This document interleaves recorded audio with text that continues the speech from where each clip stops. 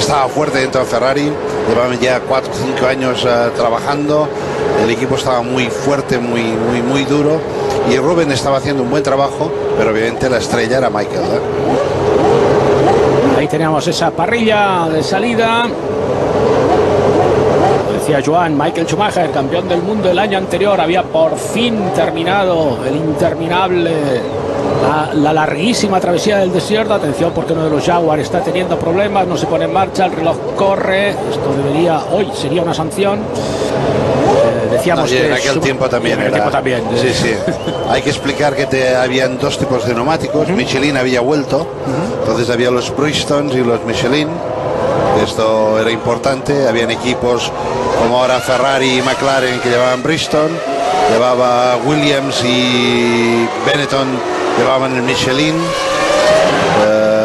Bueno, básicamente Jaguar, Bros y Minardi con Michelin y el resto todos con Bridgestone. Sí, prácticamente se puede decir que Benetton, Renault, evidentemente eran franceses, y Williams eran los equipos punteros de Michelin. Y como se puede ver, ahí está Ralf Schumacher en segunda posición y Juan Pablo Montoya en cuarto lugar. Es decir, que eran neumáticos ya competitivos, había por tanto igualdad entre ellos. Ahí tenemos de espaldas a esta pléyade de coches a los que ya iremos viendo, ya iremos repasando, con los Benetton en las últimas posiciones, los Prost y también explicar que los neumáticos llevaban esta group, la zanja esta de cuatro rayas, ¿no? Los cuatro canales. Un invento que tampoco funcionó por muchísimo tiempo, ¿no? Porque al final lo hemos desestimado, ¿no? Pudieron desestimarlo. Efectivamente, estamos en 2001, hay repostajes, hay cambios de neumáticos, los neumáticos acanalados.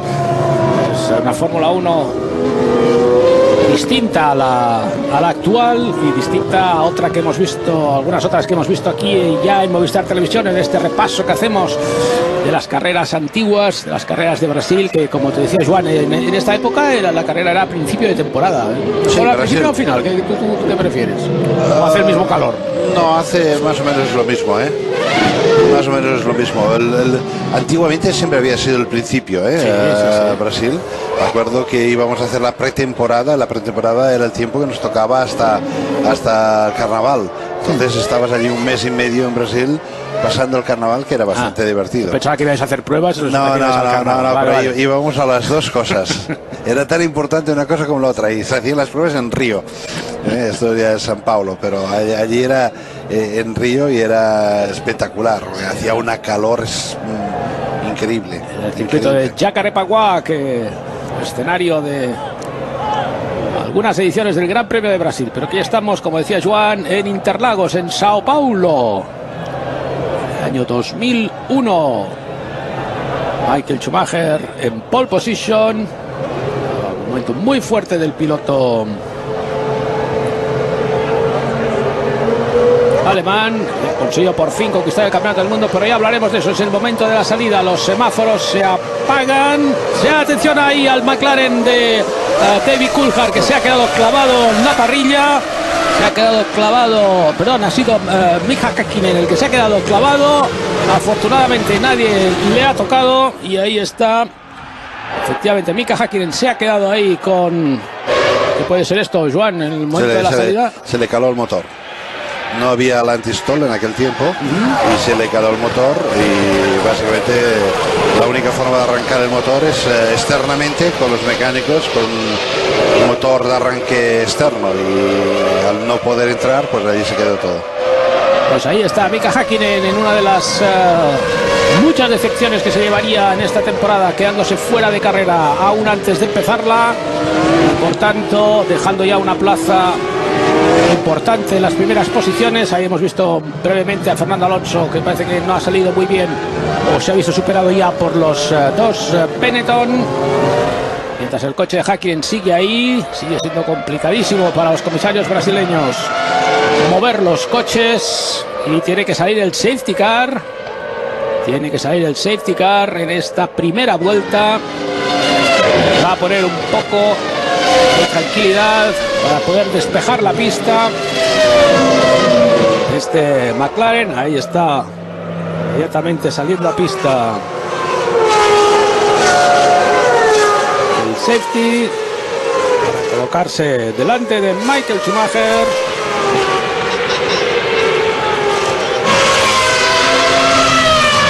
Y a todo el pelotón pasando con cuidadito. Ahí tenemos las posiciones: Schumacher, Montoya, Coulthard, Trulli con el Jordan, Ralph. Pues Ralph salía segundo y sin embargo ha sido superado por Montoya. Ha sido Montoya quien ha hecho una buena salida. Sánchez, Barrichello, Villeneuve. Esto de los participantes, vemos que Fernando Alonso está en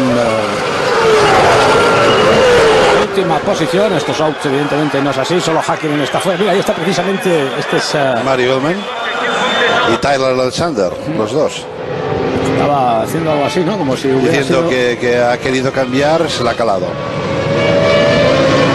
Pues algo ha ido mal en el coche de Mika Häkkinen, en este McLaren. Häkkinen que venía de ganar los títulos del 98 y 99 y de perderlo en el 2000 a manos de Schumacher, que vamos a ver ahí la salida de... La verdad es verdad, Ralph por la derecha sale muy mal y primero Coulthard y ahora Montoya le supera por el otro lado, casi se toca con Trulli. Ahí está Häkkinen levantando. Suerte Häkkinen, porque podía haber un incidente bastante grande, ¿eh? No sería el primero ni... Esperemos que sea el último. Tanto sorprendente, verdaderamente, que nadie le haya impactado, afortunadamente. Y vemos que efectivamente la salida de Ralph ha sido flojita. Supera por un lado Montoya, por el otro Coulthard, también Trulli se pone a su altura. Pero ahora estamos en periodo de banderas amarillas en el Gran Premio de Brasil de 2001. Ahí está la resalida. Muy rápido, atención Schumacher y atención a Montoya, que se tira al hueco de forma espectacular. Juan Pablo Montoya, qué maniobra, qué resalida, al más puro estilo americano. Se nota que Montoya venía de la kart, venía de Indianápolis y hemos visto cómo se ha tirado. Juan, qué maniobra más espectacular la del colombiano. Sí, ha sabido aprovechar perfectamente. Estaba a rebufo de Michael. Uy, atención, ahí ha habido un toque entre un Ferrari, el Ferrari de Rubens Barrichello. Ahí está Rubens Barrichello fuera de carrera. Se ha tocado con Ralf Schumacher. Si no hemos visto mal la imagen, porque Montoya estaba en primera posición. Ahí está. Sí. Vamos a ver repetida la acción. Pues es Rubens. Rubens que se va directamente al coche de Ralph. O no lo ve, o no se da cuenta, o cuando intenta frenar ya es demasiado tarde. Ahí está la imagen repetida. Es que Ralph tampoco parece ir muy rápido ahí. Sí, bueno, pero claro, detrás te pican por detrás. Pues ahí está, otro golpe de teatro.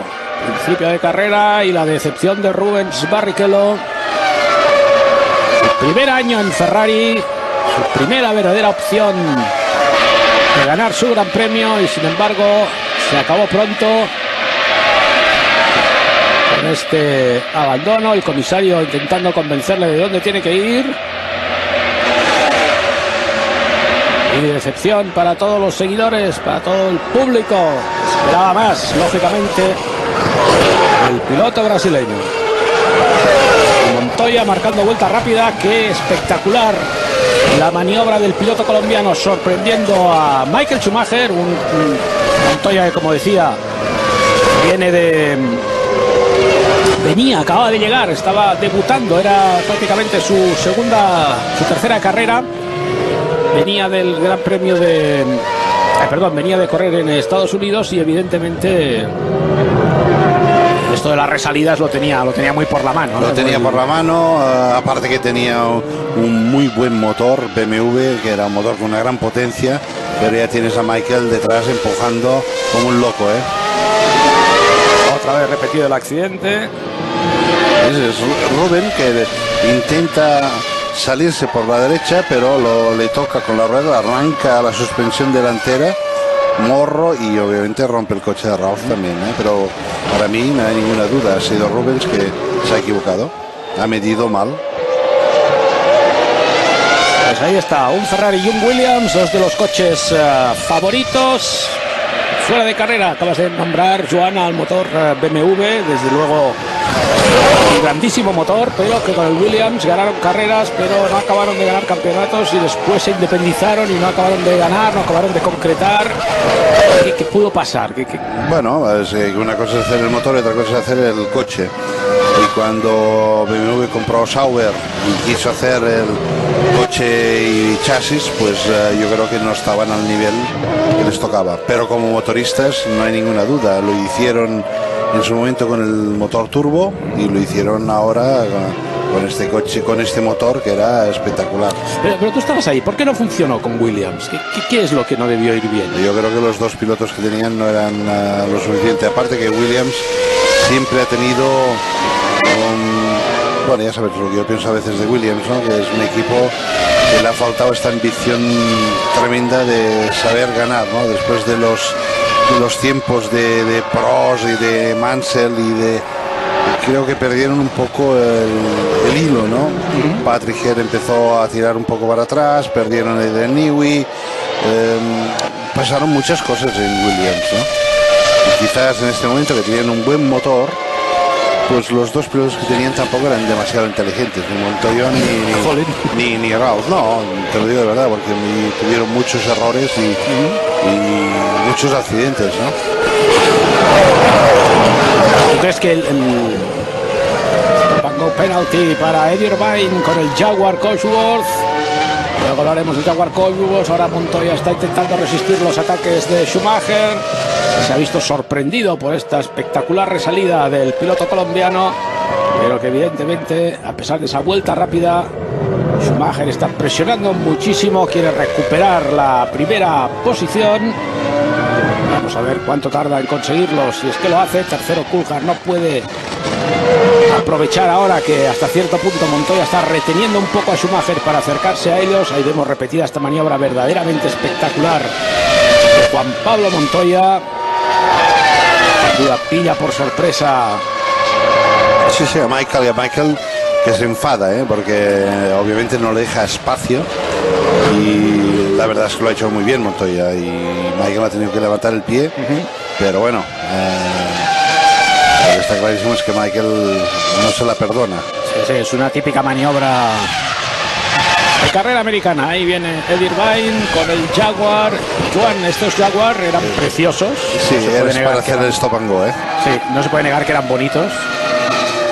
Pero qué desastre, ¿no? Sí. Qué desastre. ¿Cómo hemos de recordar un poco también que los motores eran V10, todos. Y que obviamente se podía repostar. La verdad es que sí, hicieron un buen coche, un buen motor, y bueno, la verdad es que alguna vez sacaron la nariz y daba la sensación de que, pero la organización de Jaguar en particular era todo un es que a mí lo que me sorprende es que Stewart, o sea, el origen de Jaguar era Stewart, y Stewart fue un muy buen equipo en los 2-3 años que tuvieron de excelencia, de existencia. Progresaron, por decirlo así, ¿no? Sí, el primer año con menos medios de los que tuvieron cuando tuvieron Jaguar. Exacto. Luego si tú miras Jaguar, la organización cambió. Estuvo Lauda, estuvo Bobby Rahal, estuvo, bueno, fueron infinidad el management que fue cambiando durante aquel tiempo, ¿no? Y la verdad es que las decisiones a veces no eran las más correctas. Pero, ¿crees que tiene un paralelismo con lo que años después sucedería con Brown cuando pasaron a ser Mercedes? Es decir, Brown, campeón del mundo, pasan a Mercedes y tardaron la intemerata en volver a ganar. No, ahora es cuando empiezan a ganar con claridad. Porque perdieron aquella dinámica, ¿no? Y Jaguar un poco le pasó lo mismo, ¿no? Perdió la dinámica de Stewart. Y llegó Red Bull. Exacto. Es lo mismo. Exacto. Si quieres hacer la comparación, pues llegó Red Bull, que es el ex equipo de Jaguar, y también tardó un tiempo, pero después fue dominante por muchísimos años. Claro, porque digamos Red Bull recogió una Jaguar moribunda o muerta del todo ya, ¿no? Creo que se la compró por €1, porque Ford quería sacarse de encima aquello como fuera. Un ciclo de ida y venida muy curioso. Estamos viendo pues equipos, como decíamos, que prometían mucho en 2001, como BMW Williams o como Jaguar, y que sin embargo también ¿Crees que tuvo algo que ver el dominio de Ferrari en todo esto? Eclipsó a todo el mundo. Bueno, sí, la verdad es que cuando tienes un equipo tan dominador como era Ferrari en aquel momento y que en los siguientes años conquistó tantos títulos, la verdad es que las marcas a veces recogen la Fórmula 1 ya no como una publicidad o una plataforma para investigación, sino que aparte puedes coger hasta una mala publicidad, ¿no? Exacto, sí, una contrapublicidad que le llaman ellos. Ferrari, estábamos en 2001, los años de dominación, habían ganado el título en 2000 después de tantos años esperando volver a la senda triunfal.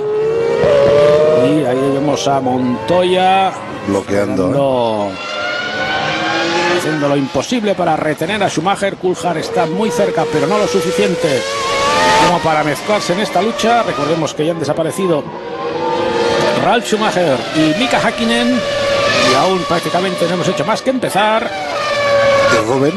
Y Rubens Barrichello, sí, exacto. Falta un Ferrari, un BMW y un McLaren, con lo cual evidentemente para los demás equipos la cuarta posición es un buen objetivo. En estos momentos la cuarta posición está en manos de los Jordan, de Jarno Trulli y de Fredden, que va a quinto, Jacques Villeneuve sexto con el VAR, séptimo Olivier Panis, octavo Nick Heidfeld, y ahí está Barrichello llegando al box. Ha hecho todo el camino sin quitarse el casco. Por esto el Ralf Schumacher, vuelta rápida, pues es lo que te digo, es un coche que era rápido, porque Williams siempre ha sabido hacer buenos chasis, tenían el motor, pero después no sacaban el máximo rendimiento del paquete, ¿no? Pues a pesar del golpe, vemos que Ralf Schumacher sigue en pista. Ha vuelto... cambiado el alerón trasero. Pues caramba, cambiar el alerón trasero no es fácil, ¿no? Bueno, depende de cómo esté. En aquel tiempo eran 2 tornillos y si no has roto el soporte, normalmente puedes escaparte muy rápidamente. Ya, porque normalmente lo que siempre se... El problema es cuando se rompe el soporte. Ya, porque normalmente lo que siempre es fácil cambiar es el morro delantero, pero el trasero es un poco habitual. Claro, lo que tú dices, ¿no? Si el soporte... Si el soporte está bien, ha volado lo que son 2 tornillos, ¿eh? Es muy, muy simple. Pues no hemos visto el trabajo en boxes de Ralf Schumacher, pero hemos visto cómo marcaba la vuelta rápida, es decir, su Williams vuelve a estar en perfecto estado de revista, aunque lógicamente retrasado tanto por el accidente provocado por Rubens Barrichello como por esa parada en boxes. El coche de Rubens lo vemos ahí a la derecha detenido. Ahí tenemos a los 8 primeros. Michael Schumacher en segunda posición, Coulthard tercero, Trulli cuarto, Raikkonen en novena posición. Luego hablaremos de Kimi. Alonso ya está decimoséptimo. Ahora nos vuelve a aparecer Ralf Schumacher como fuera de carrera. Bueno, ahí está Montoya y Michael Schumacher en las 2 primeras posiciones. Siguen luchando por la victoria. Fantástico Juan Pablo Montoya, porque estamos en la primera temporada de Raikkonen, de Alonso y de Montoya, y también en el retorno de Michelin y de Renault. Una Renault, Joan, que compró una Benetton, estaba un poco alicaída como mínimo, ¿no? Sí, bueno, pero la Benetton hizo un buen negocio, ¿eh? Un buen negocio, porque se la vendieron a un precio que en aquel momento los equipos valían muchísimo. Se está hablando ya de que se podían ir en bolsa, había una cierta seguridad financiera, habían sponsors fuertes, importantes. La Fórmula 1 estaba de sus mejores momentos en cuanto a economía, ¿no?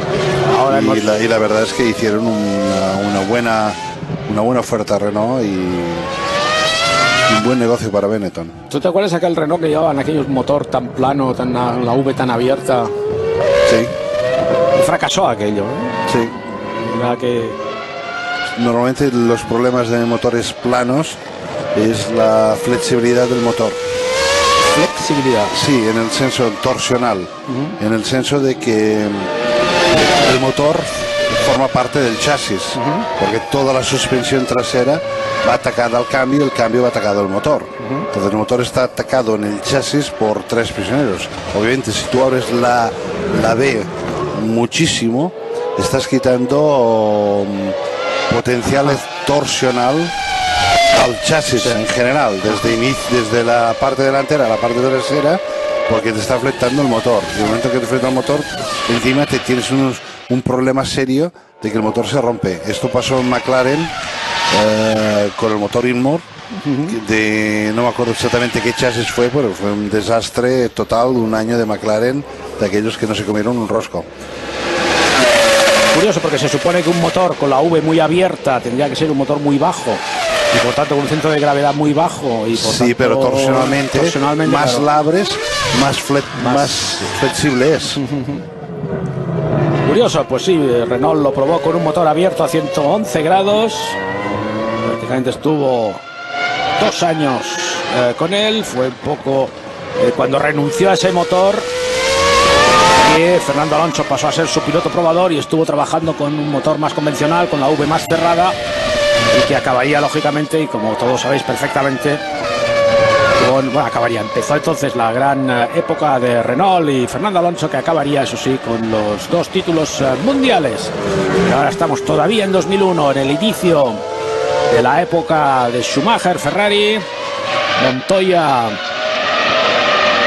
espectacular piloto argentino, que el sábado estrelló un coche en clasificación. Prácticamente lo destruyó, porque al llegar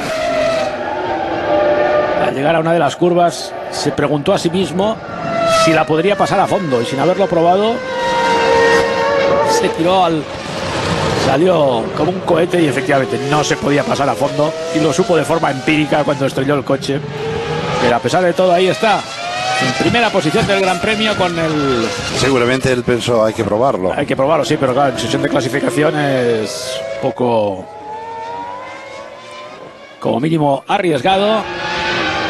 Pero Montoya sigue siendo, pero bueno, a la hora de la Fórmula 1, sobre todo un piloto temperamental, un piloto de corazón, un piloto extremadamente rápido, que quizá le faltó un poco de constancia, de físico y de seriedad a veces, ¿no? Sí, en algunos puntos quizá también. Ahí tenemos ahora mismo cómo Schumacher, la Coulthard está cerquita, pero no termina de contactar con el Ferrari. Interesante esta lucha entre los 3 primeros. El cuarto clasificado, Trulli, ya está muy lejos. Ahora mismo lo hemos superado por Olivier Panis. Hemos visto cómo Jacques Villeneuve entraba en boxes. Olivier Panis acaba de superar a Frentzen. Ahí está, delante es Trulli, luego viene Panis, Frentzen, y ahí viene repetida esta maniobra. Un Olivier Panis que está con el equipo Bar Honda.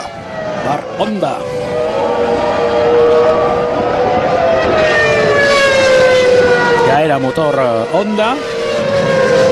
Antes hablábamos de estos extraños fiascos que ha habido, como la asociación Williams-BMW, como el equipo Jaguar. Este también fue un fiasco sonadísimo, el de Bar Honda. Sí, bueno, y a veces es esto, ¿no? Las empresas madres, dijéramos, creen que lo pueden hacer todo, y ahí es donde hay el desastre. Y sobre todo los japoneses, ¿no? Donde la capacidad de reacción siempre es muy lenta, ¿no? Tienen un sistema de trabajo donde hay una jerarquía muy importante y no se saltan nunca la jerarquía. Y tienen esta mancanza, esta falta de agilidad, ¿no? Y esto lo hemos visto en Toyota, que después de gastarse tanto dinero, o el equipo que se gastó más dinero en la Fórmula 1, fue totalmente un desastre. Honda, que también tuvo sus problemas, al final tuvo que vender el equipo por un euro a Ross Brown, y al año siguiente ganaron todo.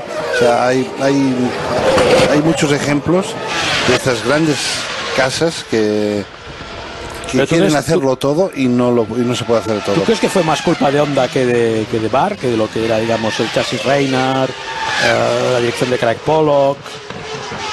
Bueno, era un poco todo en aquel tiempo. En este momento no era Honda, era Craig Pollock y Reynard y toda una serie de gente, pero después esto lo vendieron a Honda y tampoco lo hicieron demasiado bien, Es verdad.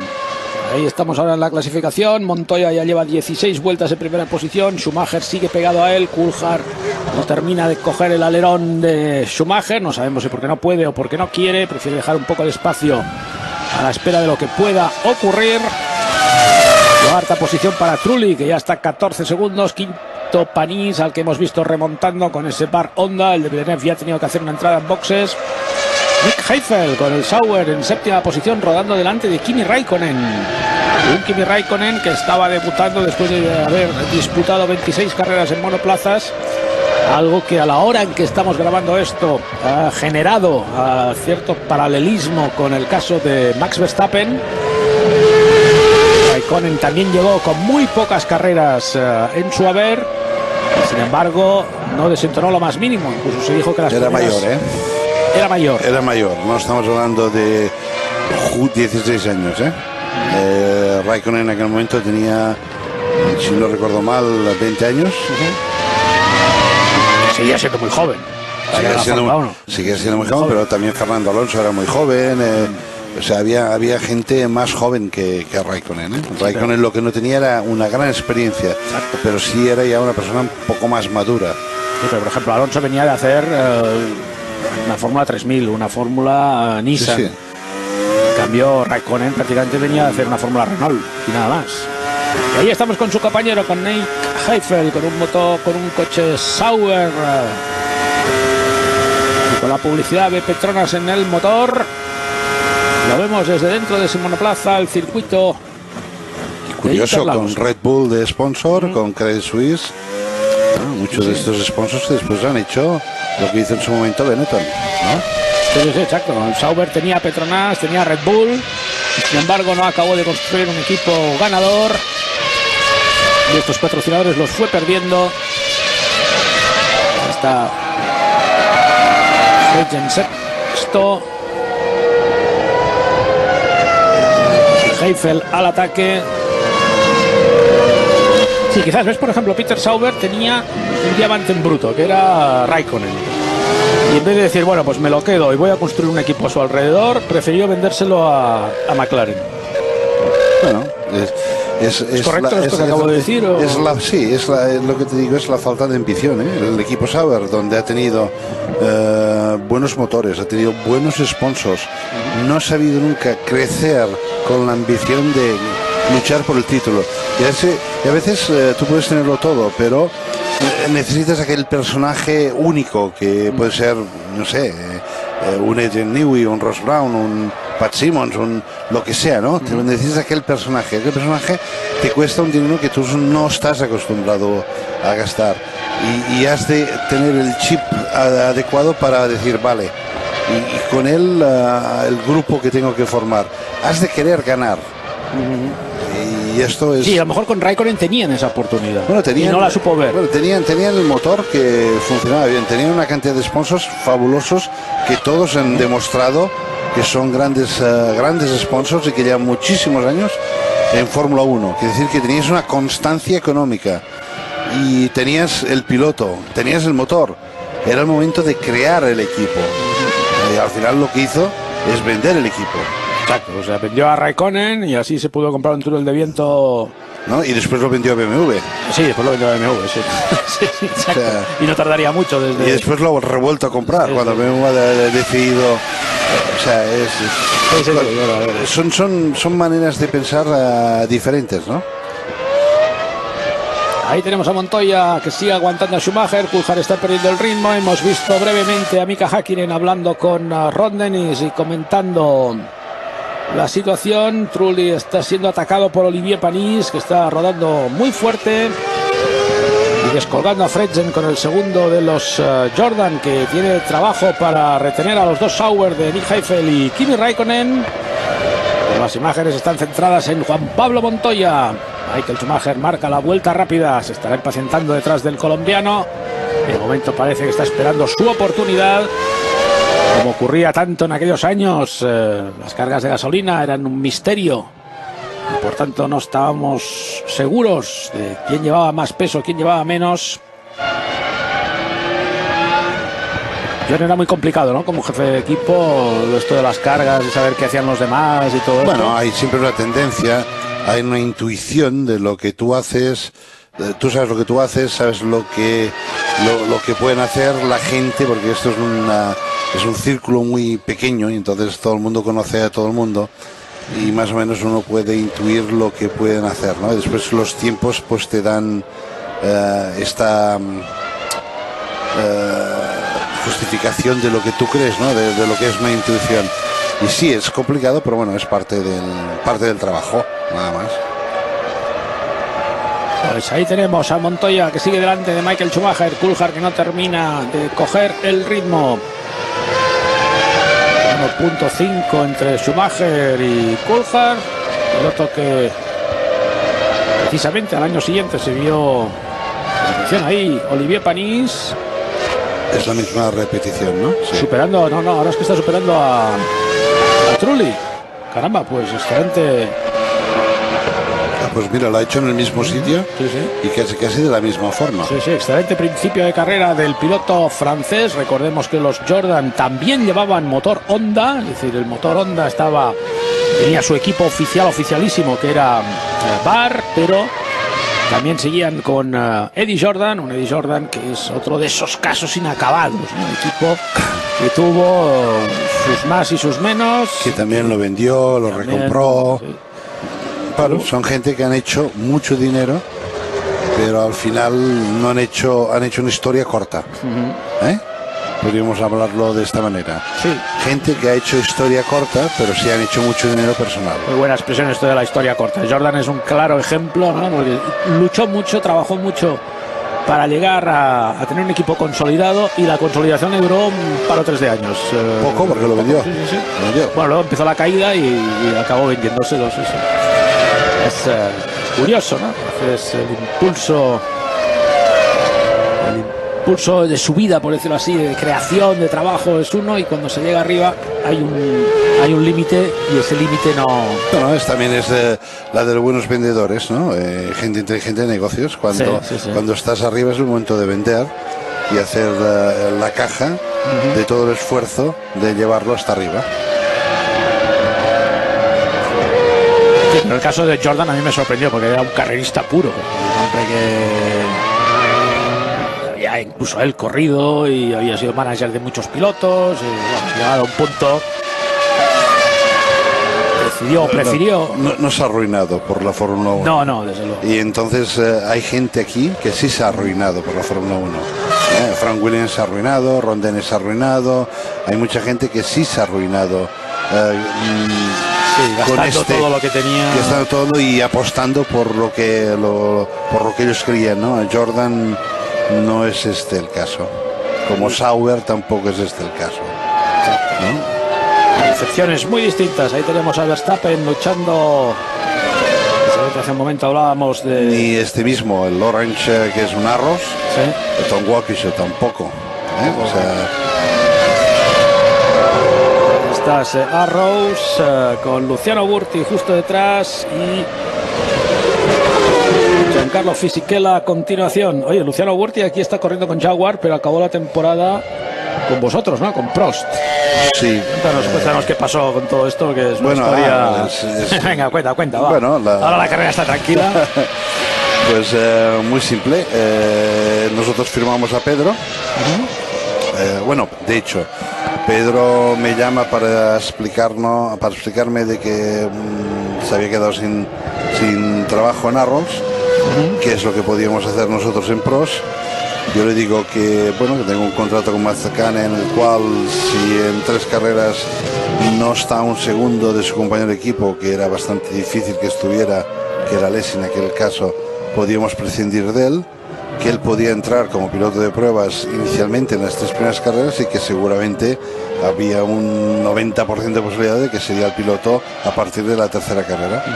En aquel momento él no tenía absolutamente nada, decide de estar con nosotros, firma la superlicencia, hacemos pruebas, etcétera, y un día pues llega Jaguar, lo tientan, le ofrecen la posición en Jaguar, él dice que sí, rompiendo los acuerdos que había hecho con nosotros, y obviamente esto no llegamos a ir a juicio, pero sí lo hablamos con Jaguar, y para compensar y para no llegar a un juicio, porque Ford no le gustaba ir a juicio como nombre con la empresa, dijeron: bien, nosotros os damos a Luciano Burti, le pagamos el salario de Luciano durante todo el año y os compensamos con 1 millón. Y nosotros, que en Prost íbamos un poco colgados económicamente, pues fue una solución para no ir a juicio. Entonces cogisteis a Burti en lugar de Gastón Mazacane. Gastón, en la 3ª carrera ya no, lo que nosotros esperábamos ya no funcionó. Teníamos la posibilidad de sacarlo sin perder PSN, que era el sponsor que había venido con él, y en vez de poner a Pedro, pues pusimos a Luciano. Aquí tienes, pues Prost. Este es el Prost. Jean Alesi. Jean Alesi había llegado a Prost.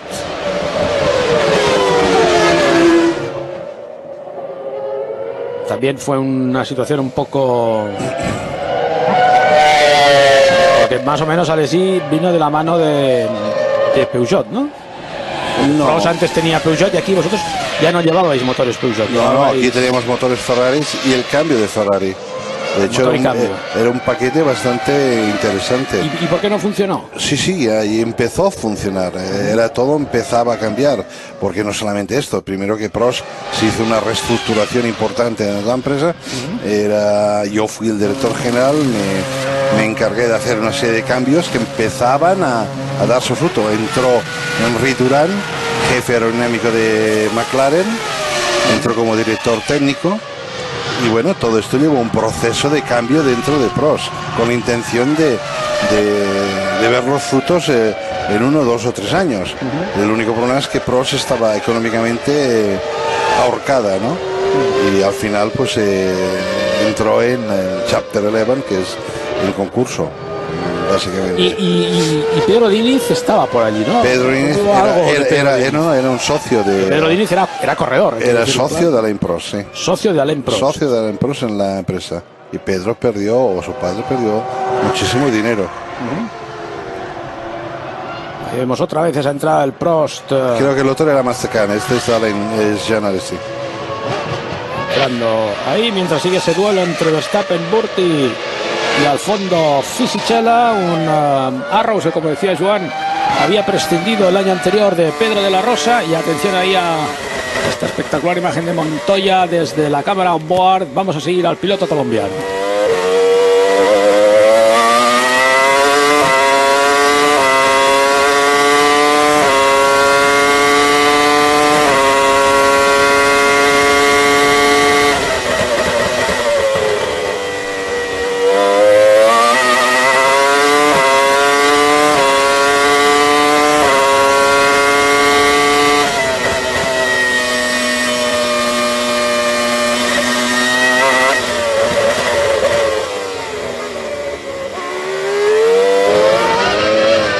Espectaculares imágenes, las cámaras on board ya empezaban a ser protagonistas.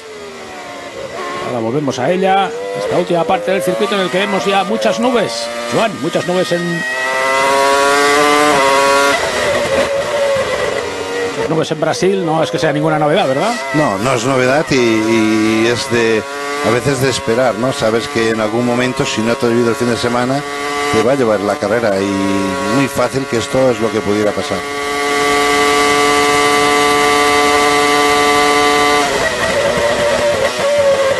Hemos visto como Michael Schumacher entraba a repostar y cambiar neumáticos, de ahí que ahora las distancias de Montoya sean con David Coulthard en segunda posición. Ahora se retira ahí el coche de Fernando Alonso, que vemos que no duró mucho en esta carrera, abandonó en la vuelta 25 con un problema eléctrico, mientras Schumacher ahora está remontando ya a los Jordan después de su parada. El equipo Jordan tenía a Trulli y a Fredzen, que había sido compañero de equipo de Michael, sí, en el Junior Team de Mercedes, pero también había sido piloto de Williams y que terminó el año siendo piloto de Prost. Es verdad, es verdad. Porque es verdad, tú lo tuviste, ¿verdad? Se peleó con Jordan. Que eso fue un poco el principio del fin de Jordan, ¿eh? Exactamente, se peleó con Jordan. Nosotros tuvimos un accidente importante con Burti en Spa. Sí. Impresionante aquel accidente, sí.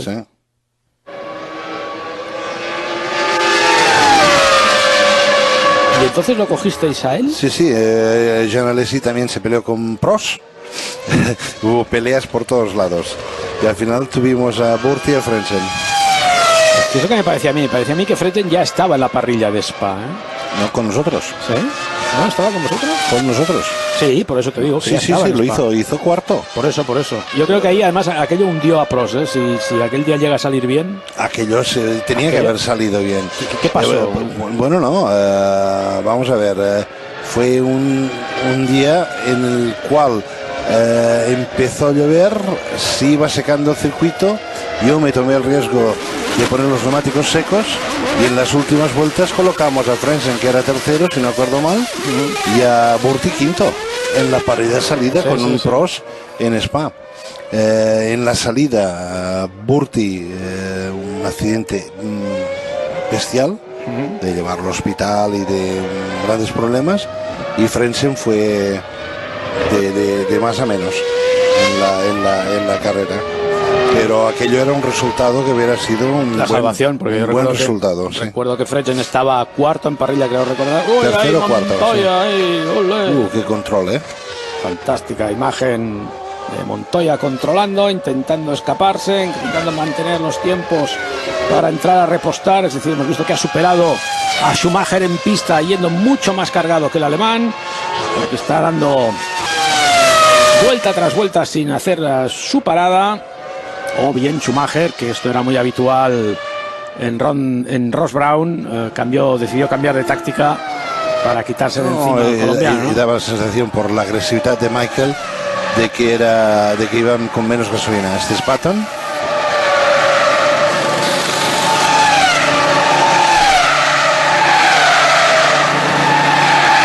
Estás hablando 60-70 kilos. Coche fuera de carrera, y hemos visto como el mecánico le indicaba que cortara.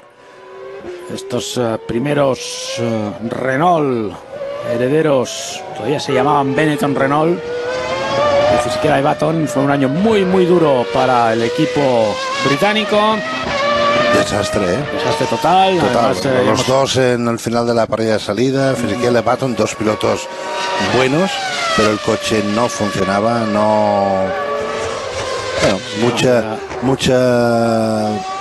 se había perdido mucho de lo que tuvimos en un momento. Sí. Además yo recuerdo que Briatore fue muy duro con Baton.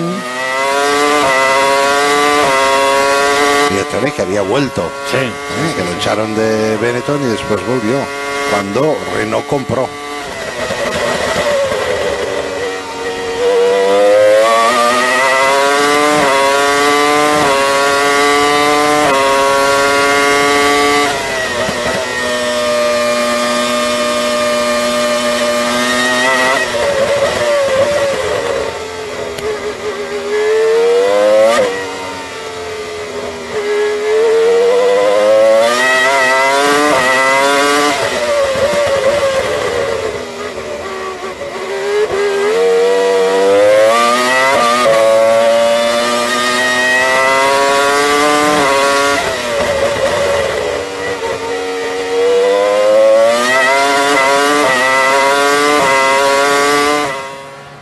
Ahí está Luciano Burti después de esas espectaculares imágenes de Montoya desde su monoplaza. Precisamente Luciano Burti, piloto brasileño, que puso fin a su carrera deportiva precisamente en aquel Gran Premio de Bélgica en que se empotró contra las protecciones después de rozarse con Eddie Irvine, un Irvine que salió del Jaguar volando para ir a buscar al piloto asustadísimo por la magnitud del accidente, como comentaba antes Joan Viladelprat.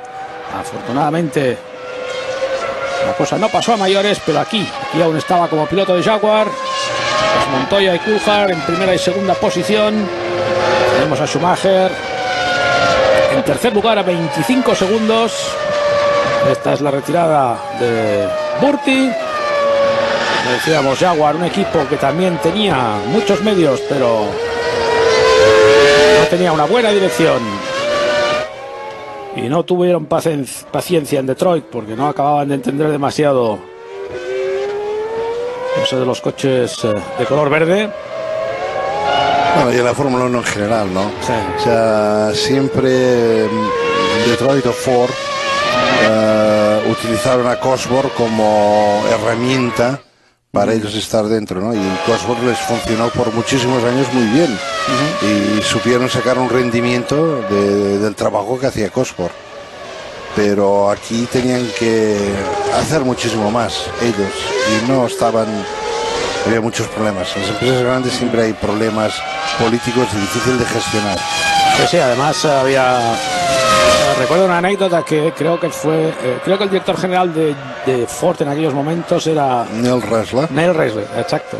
Y entonces creo que fue Henry Ford, que ya no sé si es el cuarto, es Henry Ford cuarto. Le pregunto, señor Ressler, usted que es el director general, ¿quién es el que dentro del grupo Ford la persona que cobra más dinero? Y Neil Ressler se quedó cortadísimo y dijo, supongo que yo. Y Ford le dijo, no, un señor que se llama Eddie Irvine, que no sé ni quién es, ni dónde está, ni por qué tiene que ganar más dinero que nadie en esta empresa. Fue de las situaciones francamente difíciles a las que se encontró. Es decir, que Jaguar estaba desenganchado de Detroit, por decirlo de alguna manera, y esto pues evidentemente aceleró el fin y aceleró la llegada de Red Bull. Ahí está Ralf Schumacher, está pasando en grande, muy competitivo, pero el hombre de momento, el hombre de la carrera es Montoya, Juan Pablo, fresco de ganar el campeonato CAR y las 500 millas de Indianápolis. Fue campeón de la Fórmula 3000. Quiero recordar que en el 97, en el 98, 99 y 2000 los pasó en Estados Unidos, y en 2001 volvió a la Fórmula 1. Frank Williams siempre lo tuvo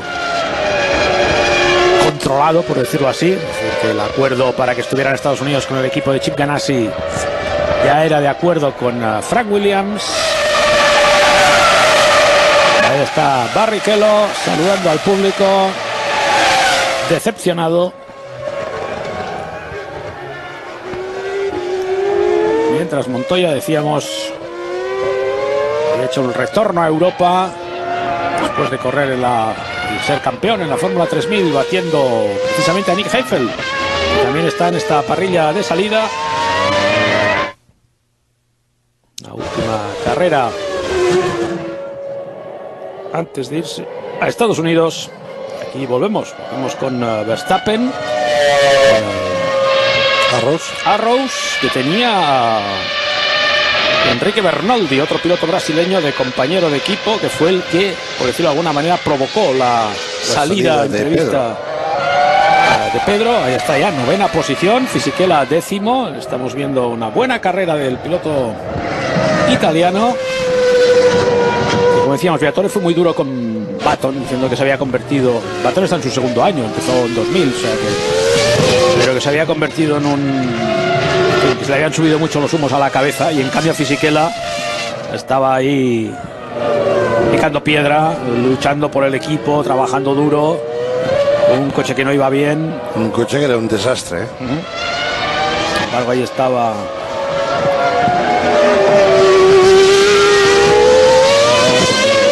trabajando fuerte, aunque también es cierto que claro, Fisichella era un piloto representado por Briatore y por tanto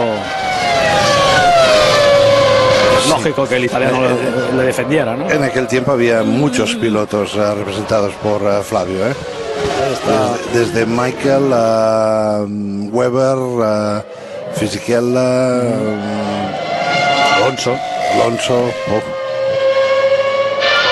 Hemos visto una excursión de Jacques Villeneuve. Estamos viendo este duelo Verstappen-Fisichella. Jacques Villeneuve también de excursión. Oye, antes hemos hablado de lo que vosotros probasteis. Oriol Servià también probó con vosotros en invierno, ¿no? Sí, lo dejé probar un día en Montmeló y bueno, lo hizo muy bien.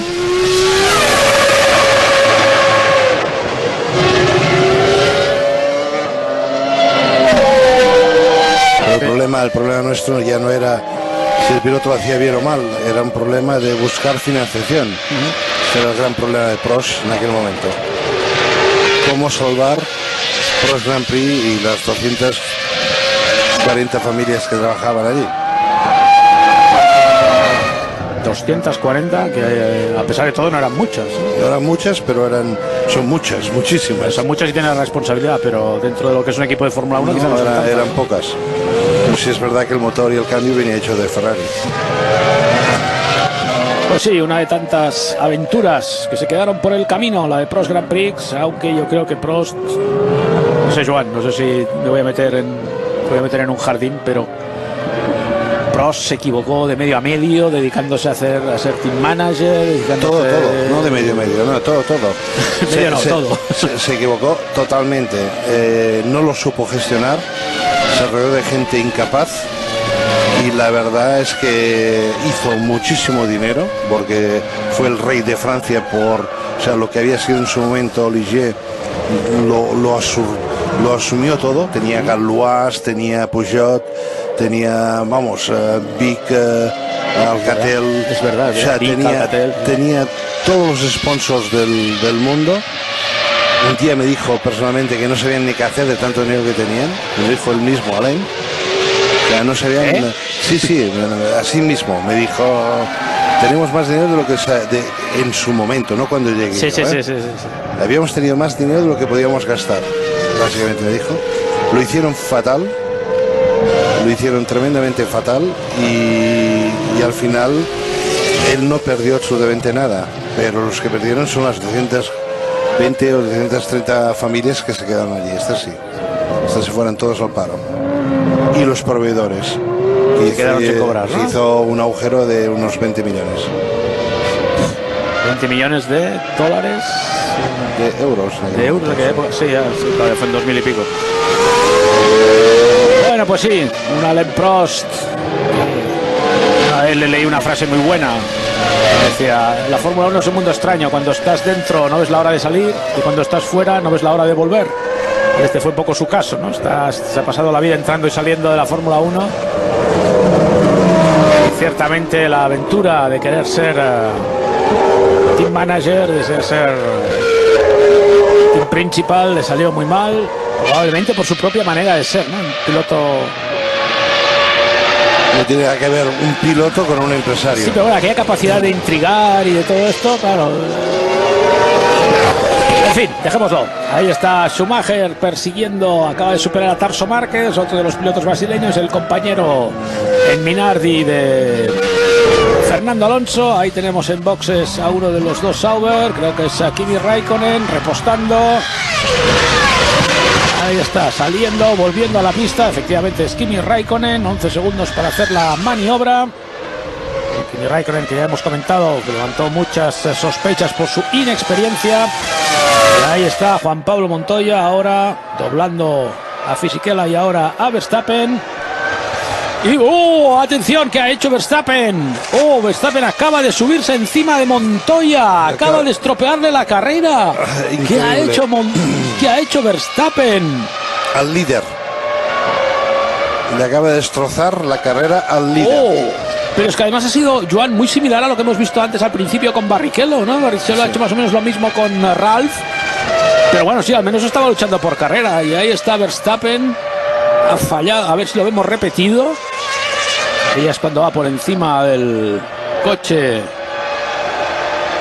del piloto colombiano, ahí llegando al final. Ahí está. Se aparta para dejarle salir y luego ahí se acerca demasiado. Se acerca. ¡Bum!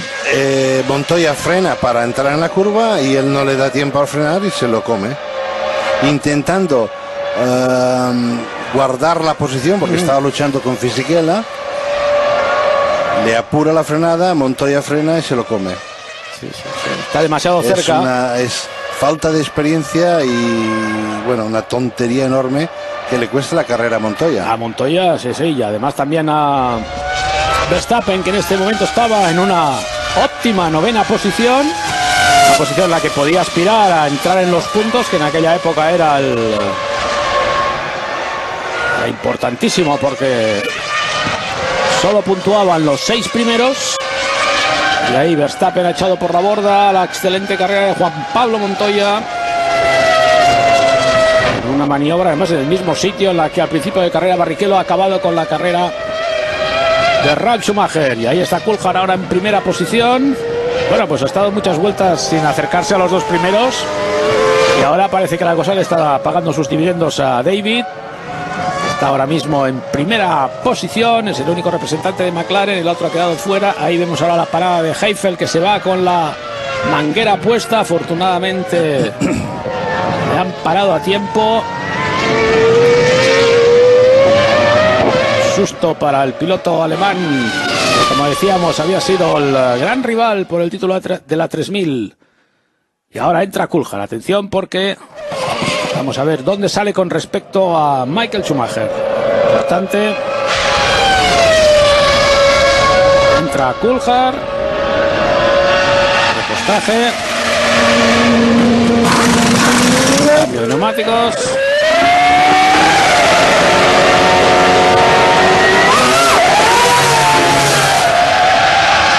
Buena carga de gasolina. Ahí viene Schumacher, vamos a ver cuál de los dos está en primera posición. Schumacher o Coulthard, llega el alemán, frena, toma la bajada. Coulthard primero. Coulthard en primera posición, a pesar de que Schumacher ha parado muy pronto para rodar en solitario, quitarse de encima a Montoya, pero ahí está la situación. Primero Coulthard, segundo Michael Schumacher. Decíamos, Joan, al principio que Coulthard no se metía en la lucha esperando acontecimientos y parece que lo ha hecho bien, ¿eh? Lo ha hecho bien, ha pensado con la cabeza. La verdad es que la parada ha estado muy buena, han puesto gasolina, neumáticos nuevos y han salido delante. Esto está todo calculado, ha salido delante de Michael, que esto es importantísimo. Y ahora el problema tiene Michael para poder acercarse y adelantarlo. Vamos a ver, porque delante tiene a un McLaren Mercedes, un coche. Pertenece este coche a una generación de coches muy buenos. Trulli sube a la tercera posición, Frech en cuarto, los dos Jordan, quinto Panis, que estaba haciendo una muy buena carrera, Fisichella sexto con el Renault, que decíamos que iba tan mal, los dos Sauber. Del último, que salían de los últimos. Sí. Vamos a ver si han hecho sus paradas y ahora Schumacher, que tendrá que ir al ataque si quiere ganar este gran premio,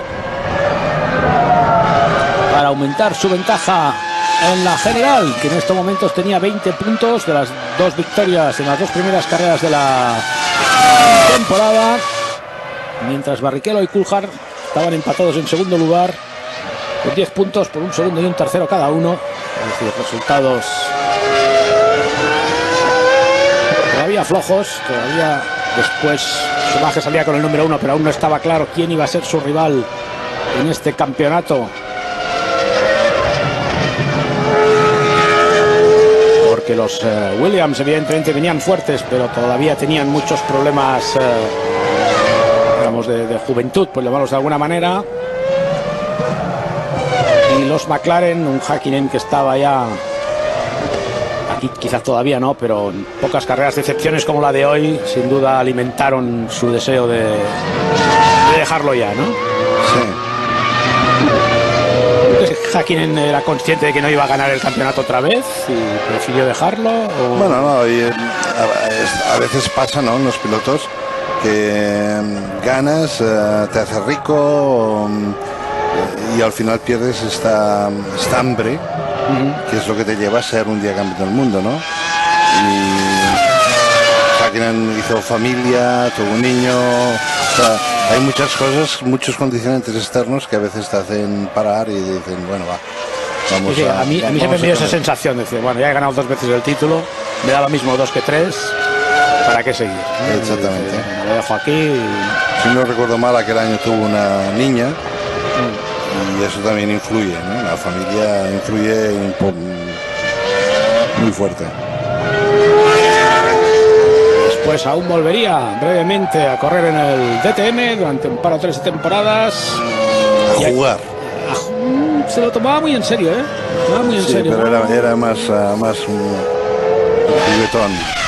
Sí, claro, era un campeonato más fácil, más sencillo. 10 carreras. Y ahora vemos la entrada en boxes otra vez del Benetton. Esta vez es Fisichella porque hemos visto que Button ya ha abandonado, por tanto Fisichella, que estaba en muy buena posición, hace ahora su parada. Problemas con esa manguera, por fin vuelve a arrancar el coche al mismo tiempo que lo estaba haciendo también. Vamos a ver si este es Panis o es Villeneuve. Ahora lo vemos desde aquí. Ponemos, ahí están los dos Jordan ya rodando juntos. Las primeras posiciones, muy cerca del podium, pero muy lejos de los líderes. Entra ahora Frentzen a hacer su parada.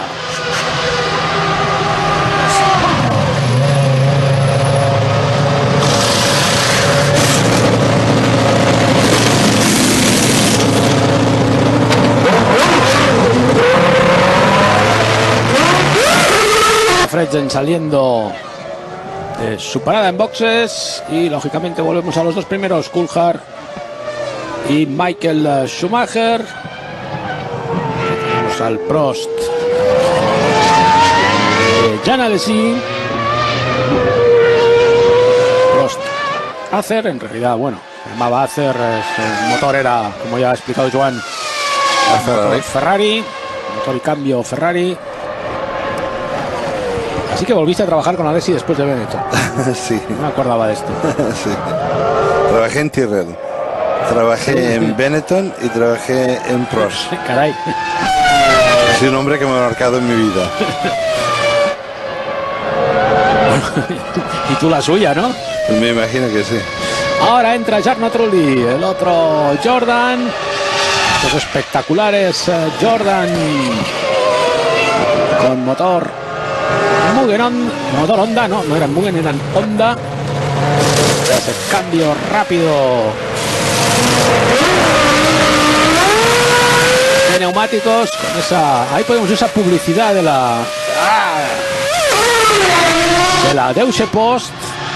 Ya digo, yo cuando se peleó con Frentzen, para mí fue el principio del fin, porque tenía un patrocinador alemán, tenía todo iba Siemens, bien. tenía Sí. Deutsche Post, tenían varios. Y por una cuestión inexplicada, nunca he sabido muy bien qué es lo que pasó. Yo tampoco, pero fueron a juicio, ¿eh? Sí, la cosa acabó.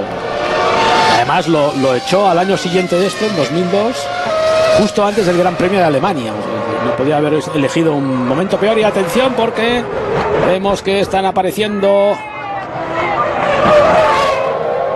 elementos para protegerse de la lluvia. En el momento que vemos ahí a Ralf, que efectivamente sigue en carrera. Este es Alesi. Ralf quita neumáticos y pone neumáticos de seco todavía, pero hemos visto ya algunos impermeables.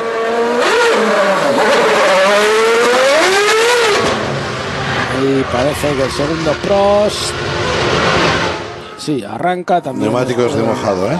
Sí. Alguien se acaba de arriesgar a poner neumáticos de mojado porque efectivamente ahí está empezando a llover. Y aquí cuando llueve no hay la menor duda. Vamos a ver, Coulthard ahora conduciendo lentísimo. En Bar parece que han perdido los neumáticos. Han perdido todo, tienen un coche detrás del otro, uno esperando. Han decidido cambiar el tipo de neumático, poner el neumático o de seco o mojado, Sí. ¿no? Mientras detrás hay el segundo piloto, o sea, un desastre en cuanto a organización de de la parada boxes. El Freche también, porque acababa prácticamente de salir de boxes. Pero claro, ahí con las cargas de gasolina ya no había tanto juego, ¿no? Igual había que parar. Sale, no sale. En fin. Acabo de ver pasar a Coulthard. Coulthard no se ha detenido. Ahí está Schumacher, que también va. Tampoco se ha detenido. Sí, Schumacher ahora, sí. Ahora. Sí. Pero es que yo he visto pasar a Coulthard.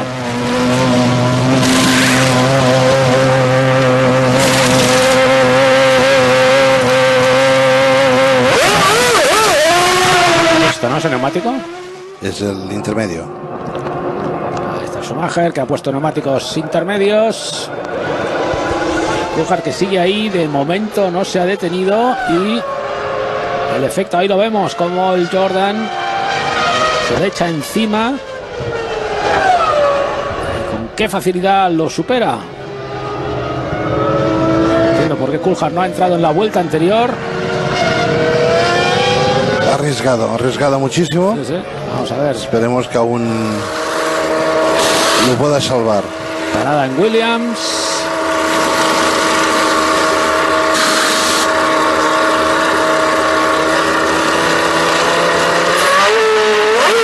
Ralf Schumacher. Ahí está, volviendo a la pista. Y la gran duda, ¿qué va a hacer Coulthard? Está dando una vuelta lentísima.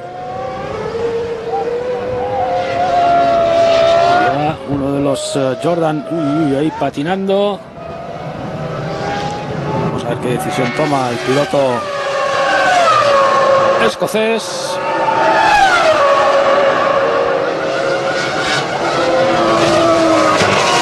Más lógica y normal, irse a cambiar neumáticos. Ahí está, una tapa de la gasolina levantada que se abría automáticamente.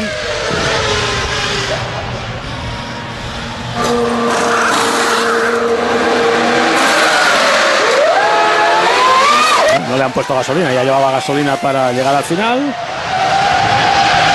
Y por tanto, parada rapidísima. 5.9, pero ahí está Schumacher, que se habrá colocado en primera posición. Vamos a ver dónde está Coulthard. Así que pasa por ahí, no es. Esto es Tarso Márquez, que sigue en carrera. Hay mucha agua, ¿eh? Ahora Sí, está... Está Schumacher, que recupera la primera posición. Uy, atención al trompo de Michael Schumacher. Acaba de perder el control del coche, consigue pararlo a tiempo. Vuelve, acaba de pasar un Jaguar. Ahora un Prost. Aquello que dicen la suerte del campeón, ¿no? Sí. Pues no es suerte, ¿eh? No ha picado contra nada, pero ahí llega Coulthard, que se va a colocar justo detrás de él. Le ha faltado 2 segundos al piloto escocés. Qué error hemos visto de Michael Schumacher, un tanto sorprendente. Pisa la línea blanca, acelera y es cuando pierde. Sí, de vez en cuando la historia nos recuerda que hasta los mejores cometen errores. Y aquí lo estamos viendo en Movistar Televisión, un error de Michael Schumacher. Y error bastante sorprendente, porque era un momento para estar muy atentos y en esto Schumacher era maestro. Esto le ha permitido a Coulthard ponerse muy cerca de él. Y por tanto reabrir la carrera con neumáticos de lluvia. Schumacher, que ha liderado las primeras vueltas, después lo ha hecho Juan Pablo Montoya, después Coulthard, ahora otra vez Schumacher, y vamos a ver cómo evoluciona esto. Aquí está la clasificación. Al pasar por meta, no, nos quedamos con las ganas. No, pero Michael sigue estando primero, segundo sí. Coulthard. Sí, pero yo tengo la duda del... Ahora hay mucha agua, ahí vemos a Eddie Irvine.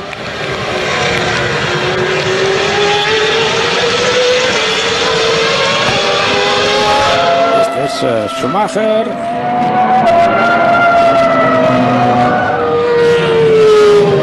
De momento controla la situación.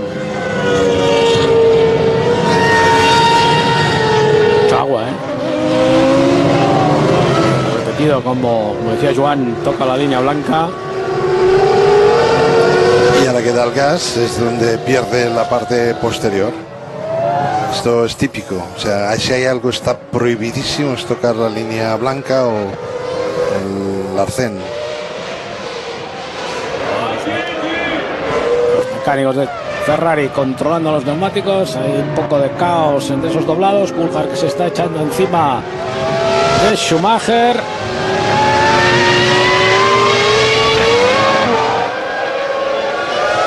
Los dos equipados con los mismos compuestos, es decir, los dos llevan neumáticos Bridgestone, pero parece que, atención ahí, vamos a ver que Coulthard está yendo más rápido. Tarso Márquez, pues efectivamente, Coulthard se coloca en cabeza. Schumacher intenta resistir. Increíble como ha pasado a Márquez por el otro lado. Pero Coulthard culmina la maniobra, excelente maniobra del piloto escocés. Quizá nunca fue campeón, siempre le faltó el último pasito para ser campeón, pero si algo sabía hacer Coulthard era adelantar a Schumacher, porque adelantamientos de Coulthard a Schumacher le hizo varias veces. Si te acordarás aquella en Magny-Cours. Sí, bueno, y toques que han tenido los dos. También. También, sí, ¿verdad? Te estás acordando de Spa. Ahí está el pobre Tarso Márquez, que no sabe por dónde le vienen. Vienen por todos lados. Vienen por todos lados. Pero que sigue en carrera. El piloto brasileño viendo este cambio de líder desde la posición más preferencial que hay. Coulthard que vuelve pues a estar en primera posición. Cuarto cambio de líder sólido en este Gran Premio de Brasil de 2001.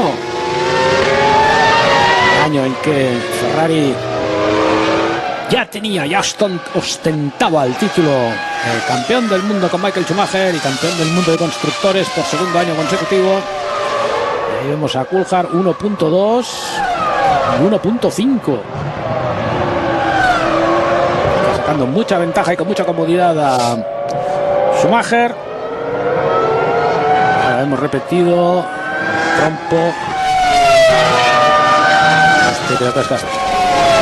No veo bien si este es Mazzacane. Sí. Stone Mazzacane.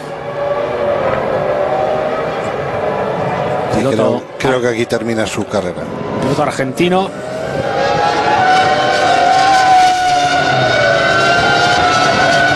No pudo consolidarse. Ahí está Coulthard, Schumacher, French en tercero con el Jordan. Ir en condiciones de mojado, ¿dónde está Alesi? Sí, ya está octavo. Octavo, ¿eh? Sí, Irvine séptimo, no te creas. Ralf Schumacher, ahí lo tenemos, sigue en decimocuarta posición, sigue en carrera. Ahora las condiciones de carrera son muy duras y sí, evidentemente ahí. Vamos a ver qué ha ocurrido ahí entre ese Jordan. Es el adelantamiento sobre Raikkonen, Kimi Raikkonen que estaba en su primer año, ya lo hemos comentado, al igual que Alonso, al igual que Montoya, luchando contra los pesos pesados de la categoría. Coulthard, Schumacher, aún 20 vueltas en estas difíciles condiciones.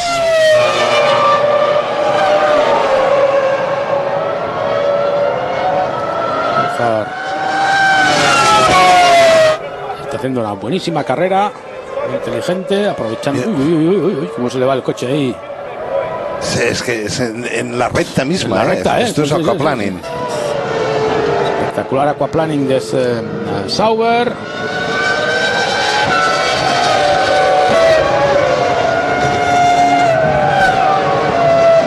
Vemos estos generación de McLaren que fueron muy buenos coches, muy bonitos, pero que a partir de aquí no pudieron resistir el empuje de los Ferrari de Ross Brown, de Rory Byrne y por supuesto el pilotaje de Michael Schumacher. Estamos en 2001, Häkkinen se retirará a final de temporada y, para sorpresa de todo el mundo, su sustituto sería Kimi Raikkonen.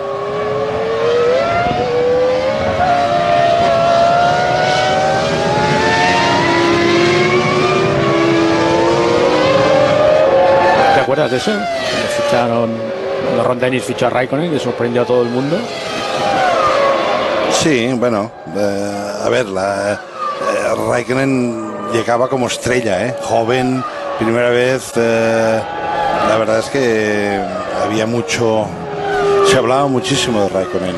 Sí, pero un team manager a nivel de Ron Dennis, supongo que no ficha un piloto porque se hable de él, ¿no? Debe tener otros parámetros, ¿no? Bueno, ¿en qué se basa? Yo no creo que fiche Ron Dennis. Es que ahora se habla de Kimi Raikkonen, que lo ha hecho bien en 3 o 4 carreras. No sé, tiene que ver algo más, ¿no? O todo es más intuición que... A veces es intuición. Sí, sobre todo si no tienes que demostrar nada a nadie ni tienes que justificar nada con nadie. O sea, mira, Red Bull con el joven Verstappen. Es pura intuición, no puedes decir que tienes un currículum suficiente para avalar una decisión de esta magnitud. Ya, pero en el caso de Verstappen lo fichan para Toro Rosso, no para Red Bull. Bueno, entonces, por ejemplo, yo aquí digo, yo me acuerdo muy bien que Raikkonen era un piloto que había hecho una sola temporada, esta era su primera temporada, ya se va a McLaren y le ficha. Uy, atención a Michael Schumacher, que se marca una excursión espectacular, se sale por la tierra, vamos a ver si podrá salir de esa situación. Ahí está precisamente pasando Raikkonen, vamos a ver si Schumacher consigue recuperar el coche. Y pues sí, viene a la pista de tierra, exactamente, consigue salir justo. Uy, atención, porque ahí delante de él aquí he tenido suerte, Michael. Eddie Irvine se marca un trompo ahí. Nadie ha picado con nadie. La situación ahora se aclara un poquito más. Parece que ahí Coulthard no está levantando ya tanta agua en esta parte del circuito. Ahí sí, ahí ya vuelve a haber muchos charcos. Y nosotros con Prost ganamos una posición porque Irvine, Alesi estaba justo detrás de Irvine. Alesi que estaba remontando, utilizando su sapiencia bajo la lluvia. Por tanto, llevando el Prost a una buena posición.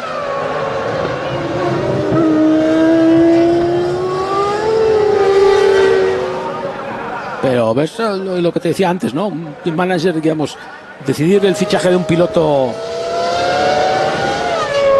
así, de esta manera, un poco a ojo.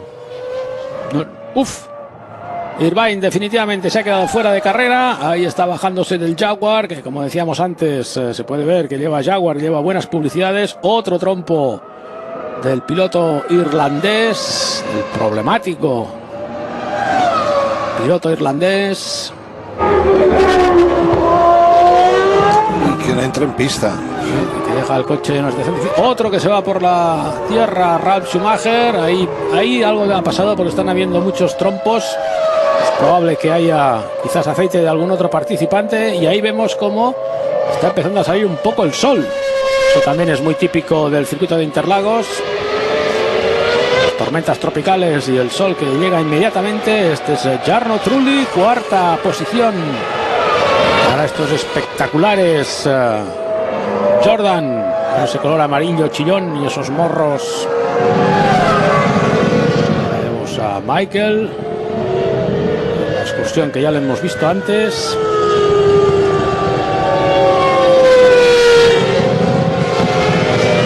Y volvemos a Trulli.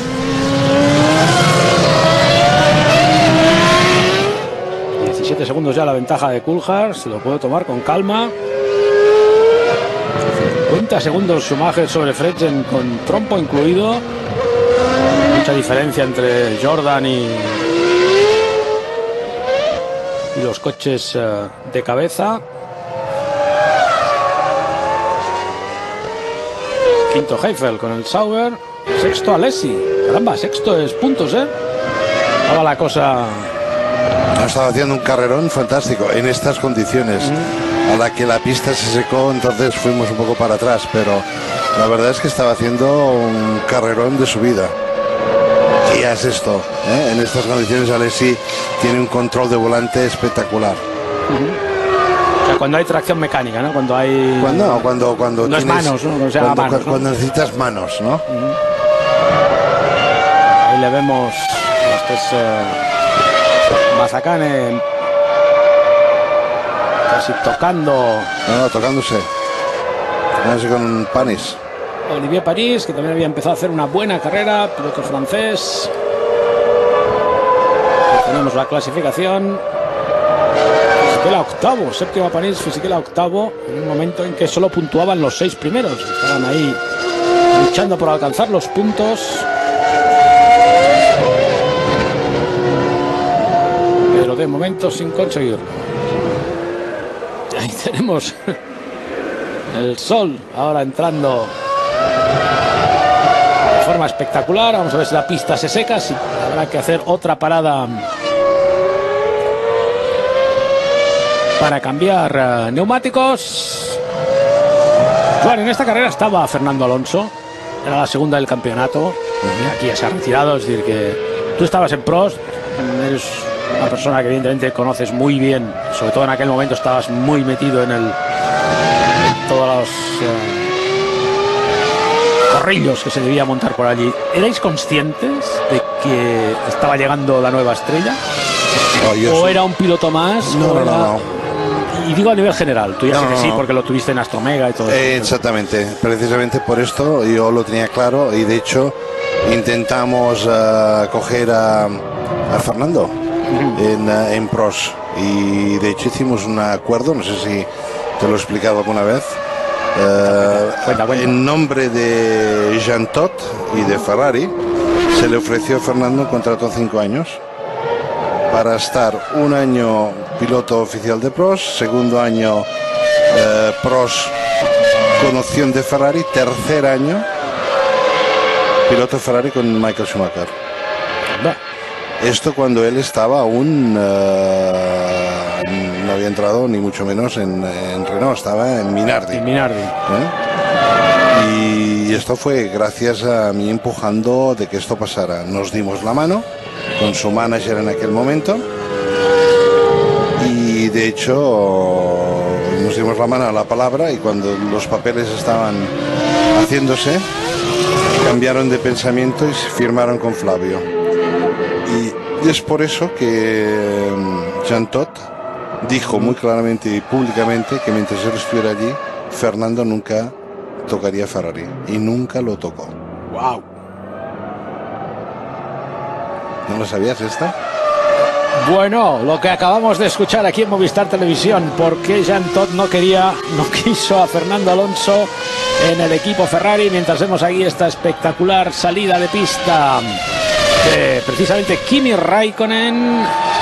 Así que esta era, lo habéis oído, la causa de ese litigio que durante mucho tiempo sembró ciertas dudas de por qué Todt y Alonso o el entourage de Alonso no se ponían de acuerdo. No, mientras él dijo muy claramente, mientras yo esté en Ferrari, este piloto no estará conmigo.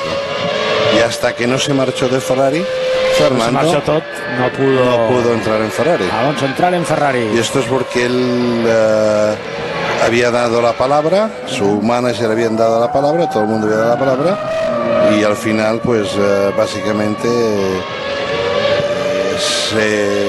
le dieron la vuelta y le vendieron a Flavio. Se interpuso Briatore por el medio. Flavio, que no conocía a Fernando y que no conocía nada. Lo único que conocía a Flavio es que yo estaba interesado por Fernando. ¿Y Giancarlo Minardi tuvo algo que ver en todo eso? No.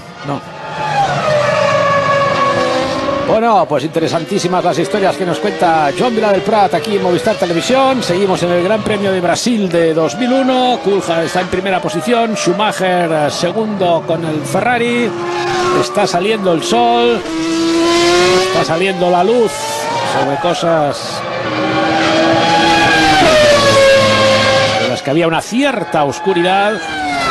Y a 13 vueltas del final, David Coulthard sigue en cabeza de este Gran Premio. Ahora vemos cómo precisamente Coulthard está doblando a Fredzen. Tiene la carrera perfectamente controlada el piloto escocés. Equipado con neumáticos Bridgestone, como se puede ver en el pequeño rótulo que hay a la izquierda.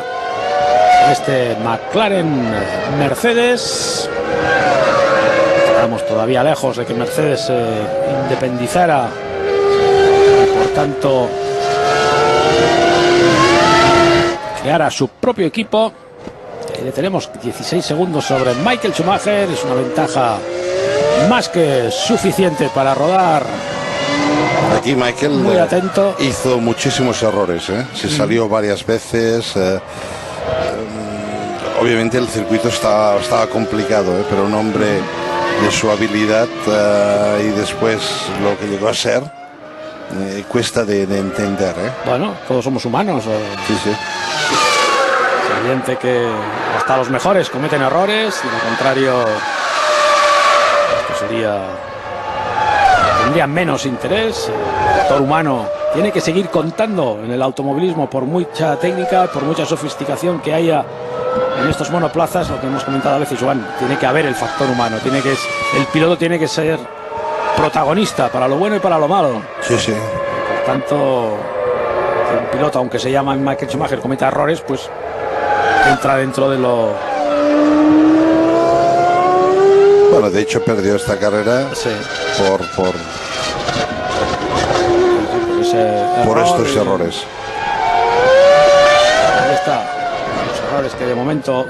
Ralf Schumacher. Otro error. Estamos diciendo una carrera problemática. Ahí está saliendo en perdición.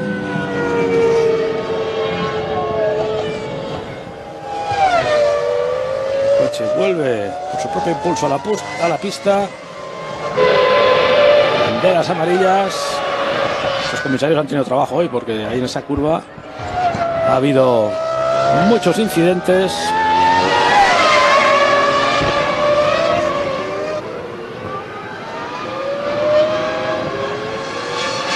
Como consecuencia del mal estado, de la cantidad de agua que todavía hay. Hemos visto que salía el sol momentáneamente, ahora parece que no. El coche de Ralf sigue ahí en medio. Situación un tanto peligrosa. Y vamos a ver Michael Schumacher, que pasa rozando a su hermano. Los comisarios no saben muy bien qué hacer.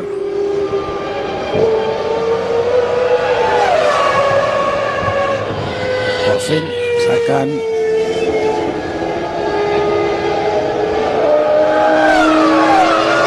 una correa para atar el coche e intentar sacarlo de ahí. Bien, pues 60 vueltas.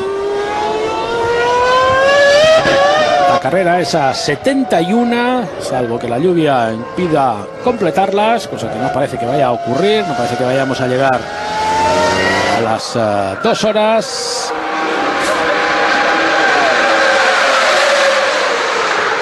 Ahí el box de McLaren, expectantes ante el liderato de David Coulthard.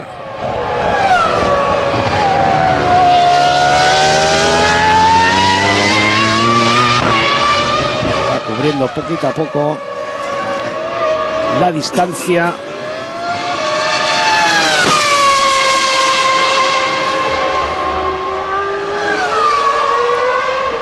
Es increíble, hemos escuchado cómo David arrancaba, salía de curva, ¿no? Y veías como aquí había tracción a control, como el motor bajaba la potencia para evitar el derrapaje, ¿no? El deslizamiento. La verdad es que a veces escuchar las imágenes son bonitas, ¿no? Por el control de tracción, claro, me dijiste una vez, podías cortar. Que no había una sola manera de hacerlo. No, puedes hacer cortando encendido, cortando gasolina, cortando las dos cosas juntas, cortando a veces un cilindro o dos. Bueno, cortando el encendido, entonces, el encendido que cortaba todo el motor. No, podías, no todo, no. Cortabas cilindros. 1, 2, 3, 4, 5 cilindros. Entonces bajabas automáticamente la potencia. O cortabas gasolina. O las dos cosas. ¿Cuál era la más tradicional? Normalmente las dos cosas. Y era la más efectiva.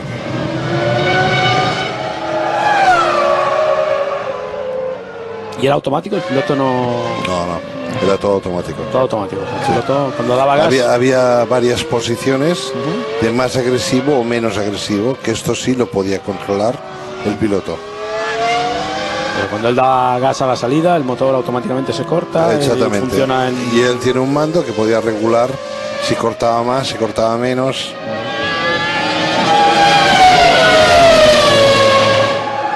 Pues sí, eran coches con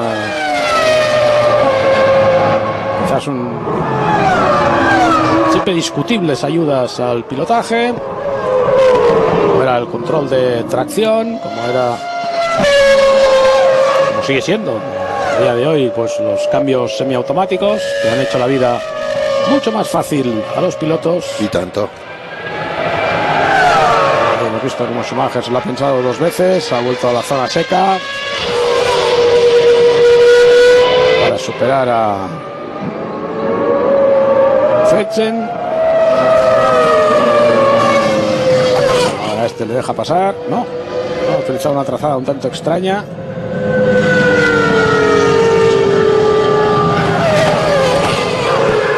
Está costando y volvemos al equipo McLaren. Ahora sí, perdón, eso es Trulli. Ahora Fetchen a Trulli. Ahí está el rótulo.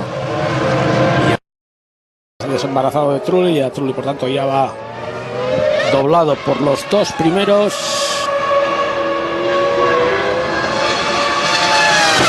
Mientras Coulthard sigue impertérrito allá buscando las zonas de agua. 8 vueltas para el final. Vamos a ver si podrá mantener los neumáticos o tendrán que cambiar. Y tendremos unos últimos minutos moviditos.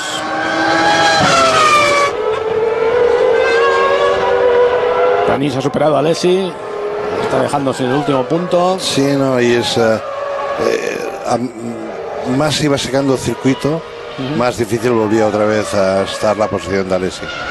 Era justo en aquel momento que había mucha agua y que había caos, donde Jean es espectacular. 22 segundos de ventaja Coulthard sobre Schumacher y un Jean Alesi, que estaba en el equipo Prost, donde estaba también Joan Viladelprat, como hemos estado explicando en esta retransmisión.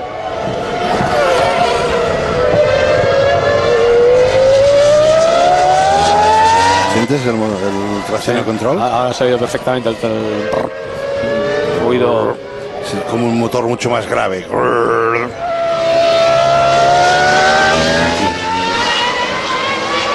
No notas que falle, ahí no notas que falle, pero no es cristalino, sí, es está fallando. Sí. Y el ruido el sonido es uniforme. Y ahora aquí no es cuando acelera. Aquí no se oye, ¿no?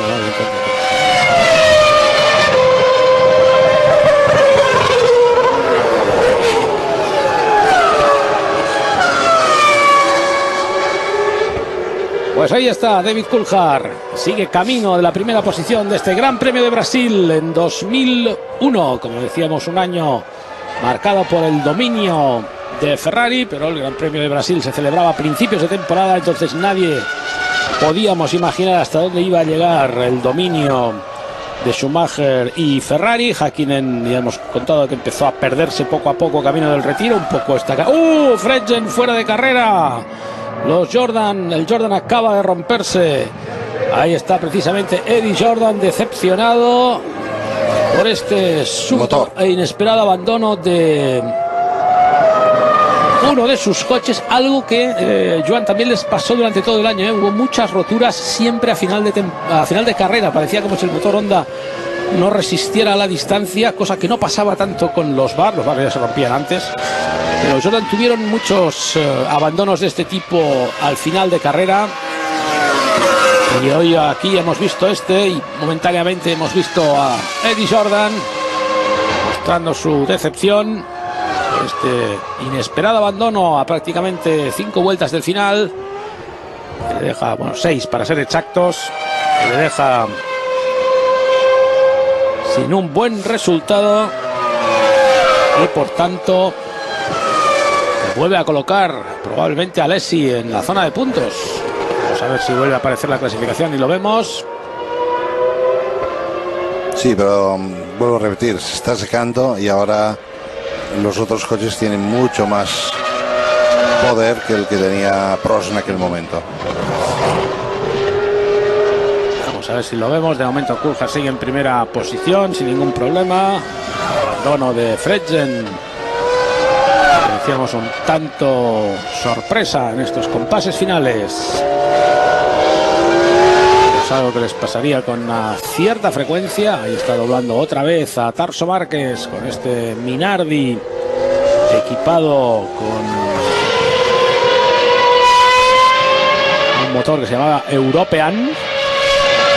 En realidad era la compañía de Paul Stoddard, el propietario del equipo. Ahí está. El que después fue propietario del equipo, ¿no? Bueno, ya lo era en ese momento. Alessi, sí. Ahí está Alessi precisamente acosado por Fisichella. Alessi aún está en sexta posición con el Prost Ferrari, pero Alessi no puede resistir, lo intenta. Fisichella ataca con decisión y supera al piloto francés y por tanto se lleva al Benetton a la zona de puntos, mientras que Alessi, como decía Joan, con la pista empapada podía defenderse, pero con la pista secándose, situación mucho más difícil. Y ahí está Fisichella metiéndose en sexto lugar. Un buen resultado también para Benetton en estos momentos. Como hemos dicho, Benetton Renault estaban en el año de transición. Renault había vuelto a comprar Benetton, o había comprado Benetton para convertirlo en la Renault. Ganaría el título 4 años después. Los 4 años empezaron aquí con este calvario. Un año muy duro para Fisichella y para Button.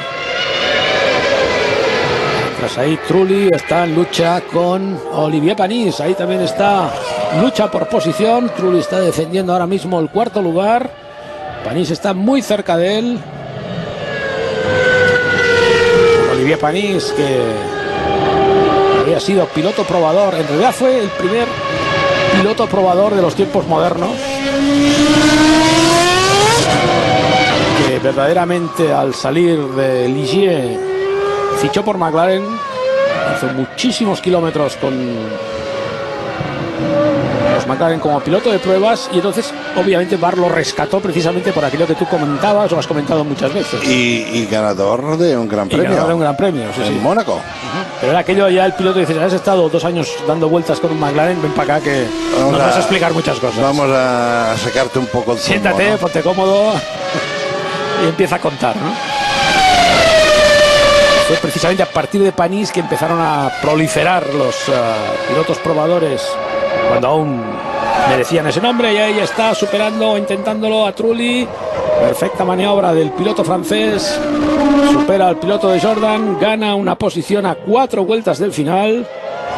Buena carrera también de Panis, todo desde el principio cerca de los primeros lugares y oscureciendo a su compañero de equipo Jacques Villeneuve, que muy pronto ha tenido que entrar en boxes. Una parada imprevista.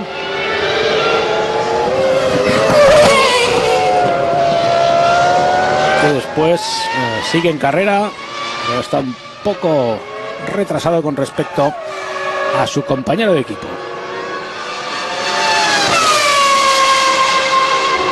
Una vuelta más para Coulthard. Ahora la situación está Coulthard-Schumacher. No vemos al tercer clasificado, un sorprendente. Ahí está Nick Heidfeld, tercero. El piloto alemán va camino de su primer podium. Sí, porque él también era un piloto joven. Y después, a lo largo de la temporada, ninguno de los dos pilotos repitió podium. Ese fue el único podium de todo el año. Y luego Heidfeld, pues claro, mostró su sorpresa cuando supo que Raikkonen era el fichado por McLaren, ¿no? Porque él era un piloto protegido por Mercedes durante muchos años, le pagaron prácticamente toda su carrera deportiva, y sin embargo ni tan siquiera este podium le permitió acceder a uno de los McLaren. Ahí vemos a Tarso Márquez dejándose adelantar como tiene que ser.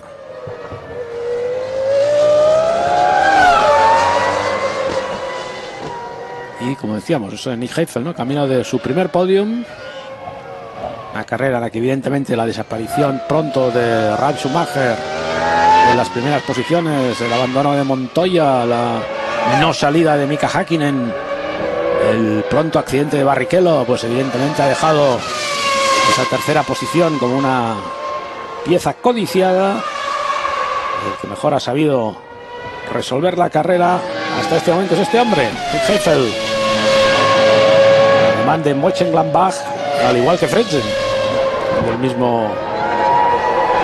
la misma ciudad. En cambio sus carreras son muy dispares, no es el caso de Schumacher-Frentzen, que tuvieron una carrera deportiva más o menos paralela. El caso de Heifel fue por otros derroteros. De todas formas, aunque no puntuara, un séptimo valía, ¿no? En caso de... Bueno, es que siempre puntúan, aunque no puntúes como puntos, pero puntúes al final del campeonato, porque los mejores resultados después del quinto y el sexto vienen a través de todo lo que has hecho tú, ¿no? Entonces, si tú haces un séptimo y estás luchando por la séptima plaza del campeonato de Fórmula 1 y no hay nadie que tenga puntos a partir del séptimo, tus plazas como séptimo, octavo, noveno son las que van a contar para ponerte en posición delantera, ¿no? Y hay que contar que los 10 primeros equipos son los que cobran dinero. Entonces es importante estar entre los 10 primeros. Que un séptimo, por ejemplo, aquí valía lo mismo que... O sea, valía un séptimo, o sea, aunque no tenga puntos, era un séptimo, o sea, un buen resultado. O sea, exactamente. No se refleja en la clasificación, pero está ahí. Que funciona cuando no hay puntos. Cuando no hay puntos. Lógico, cuando no hay puntos, las mejores posiciones. Última vuelta para David Coulthard, a camino de ganar este Gran Premio de Brasil 2001, y en ese momento colocarse como segundo del campeonato.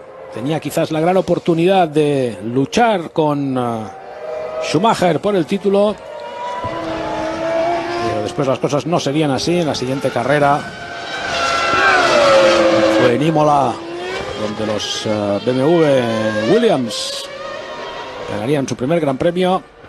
Pero bueno, Gran Premio de Imola de momento no está aquí en estas carreras históricas de Movistar Televisión. Quizás los podamos traer algún día, pero ahora Imola no está en el calendario.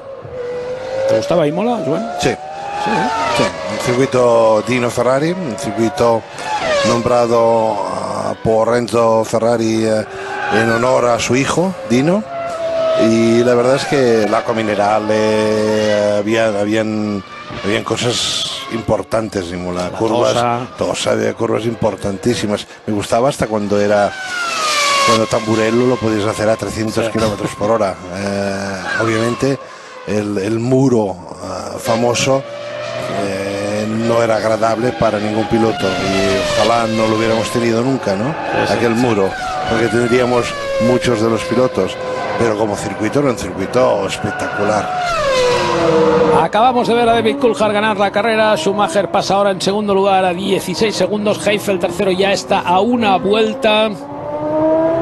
Repetimos que lo de Imola ha venido porque después de esta carrera en el campeonato venía el Gran Premio de San Marino, el Gran Premio de la República de San Marino, que se celebraba en el circuito de Imola.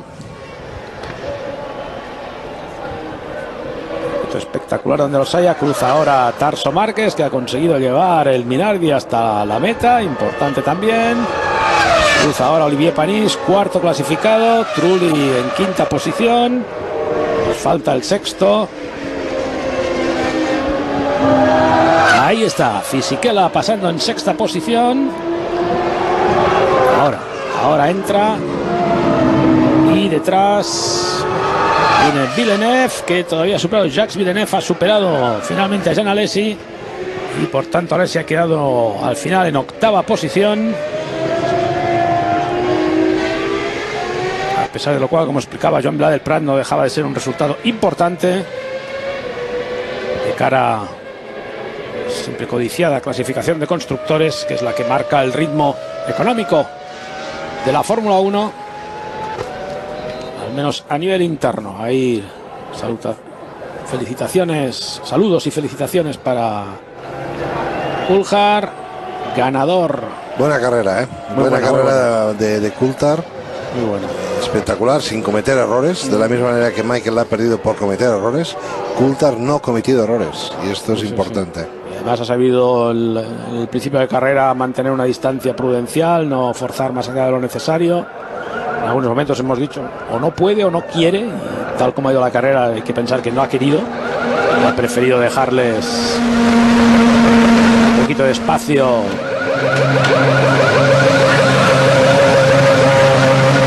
Compañero de equipo. Va, Häkkinen.